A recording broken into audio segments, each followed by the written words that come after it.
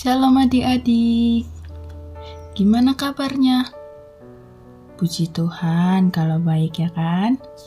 Nah, hari ini kakak akan menyampaikan firman Tuhan kepada adik-adik semua. Tapi sebelum itu, kita bernyanyi dulu ya.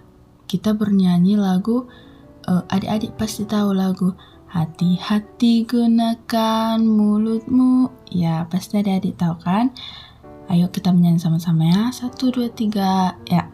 Hati-hati gunakan mulutmu. Hati-hati gunakan mulutmu. Karena Bapa di sorga selalu lihat ke bawah. Hati-hati gunakan mulutmu.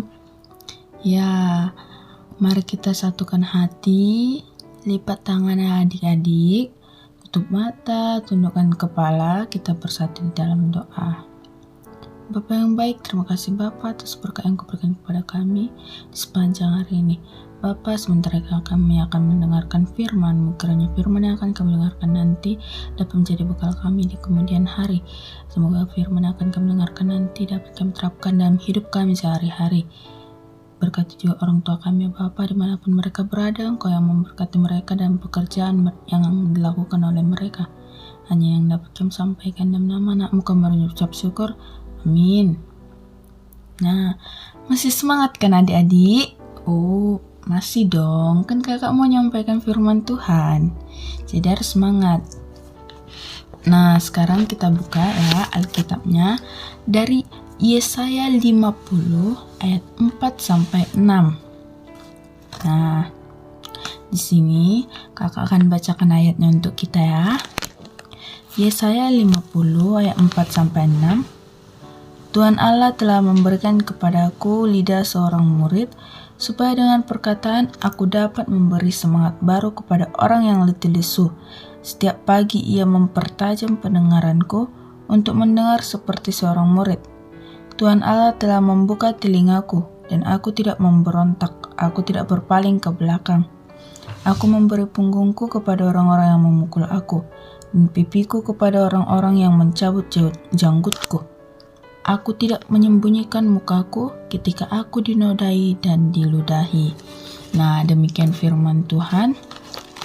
Jadi adik-adik, di sini kakak mau nanya. Mulut itu kan pemberian Tuhan ya kan? Oh ya.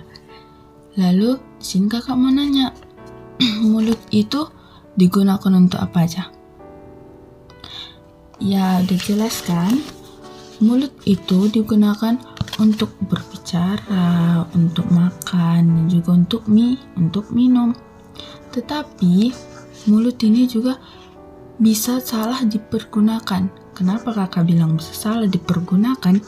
Itu karena kata-kata yang keluar dari mulut kita ini bisa saja melukai perasaan orang lain. Nah, penasaran kan kenapa bisa kakak mengatakan kalau mulut kita ini dapat melukai perasaan orang lain? Yaitu karena adik-adik pernah nggak dengar kalimat mulutmu adalah harimaumu? Pernah nggak? Pasti pernah dong kan? Kata-kata itu sudah familiar di kita, tidak asing lagi ya kan? Jadi, adik-adik semua tahu nggak maksud dari mulutmu harimaumu? Ayo, ada yang tahu nggak? Itu maksudnya apa? Nah, di sini kakak jelaskan, yaitu maksud dari mulutmu harimaumu itu, yaitu kata-kata yang keluar dari mulut kita dapat menyakiti orang lain dan juga dapat melukai perasaan orang lain. Jika yang keluar dari mulut kita ini adalah kata-kata yang positif, kata-kata yang betul-betul memuji, membangun dan betul-betul membuat orang bahagia, itu tidak apa-apa. Pasti kata-kata itu akan membawa pengaruh yang baik kepada orang sekitar. Nah, begitu juga sebaliknya adik-adik. Jika adik-adik mengucapkan kata yang negatif atau dalam arti adik-adik mengejek, menghina atau sebagainya, Nah, contohnya gini ya adik-adik. Misalnya nih kawan kalian, dia menang olimpiade ya kan. Jadi adik-adik ini semua kayak mengatakan, "Wih, selamat ya udah menang, usahamu tidak sia-sia." Nah, itu adalah salah satu kalimat yang memuji, kalimat yang positif. Nah, kalimat negatifnya seperti misalnya dalam satu kelas ada 2 orang yang ikut olimpiade, lalu salah satunya kalah. Tapi adik-adik malah bilang, "Kok kalah? Kenapa kok kalah? Kenapa bisa kalah? Harusnya gini. Padahal sebenarnya kita harusnya mengatakan, "Nggak apa-apa, bisa diulangi di kesempatan yang akan datang, bisa diperbaiki di lain waktu, nggak apa-apa."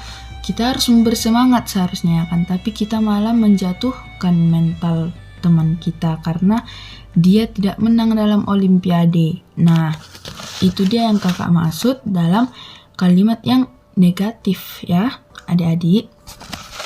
Jadi di sini kakak ingin menegaskan kepada anak sekolah minggu bahwa berbicaralah hal-hal yang positif kepada orang sekitar. Jangan melukai hati mereka hanya karena ucapanmu. Kita pasti memang sulit untuk mengucapkan hal baik, tapi tidak ada salahnya adik-adik sekolah minggu kakak untuk tetap berusaha sedikit demi sedikit untuk mengeluarkan kalimat-kalimat yang positif dari mulut kita, agar saat kita berbicara atau saat kita sedang kumpul bersama teman, kita tidak menyakiti perasaan mereka secara tidak langsung. Misalnya nih lagi kumpul, lagi suasana bahagia ya kan, ngomong-ngomong, cerita-cerita, tiba-tiba hanya karena satu kalimat dari kita atau satu kata dari kita bisa membuat suasana jadi tidak menyenangkan, jadi seperti runyam, tiba-tiba hening, bahkan seperti tidak niat untuk melanjutkan pembicaraan.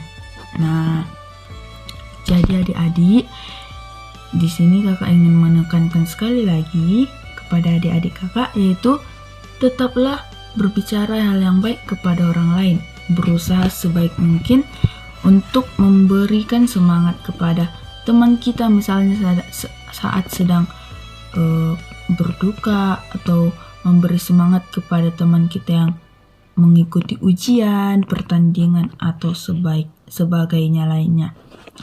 Nah, sampai sini yang bisa kakak sampaikan kepada adik-adik. Semoga apa yang kakak sampaikan kepada adik-adik semua dapat diterapkan dalam hidupnya ya adik-adik. Oke, mari adik-adik kakak ajak untuk lipat tangan sekali lagi, tundukkan kepalanya. Mari kita bersatu di dalam doa. Bapa yang baik, terima kasih atas berkat yang Kau berikan kepada kami. Bapa, tadi kami telah selesai mendengarkan firman-Mu. Kiranya firman yang kami dengarkan tadi dapat kami terapkan betul-betul dalam hidup kami.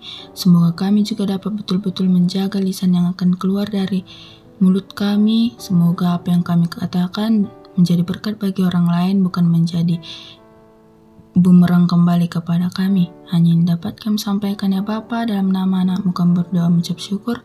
Amin. Shalom adik-adik.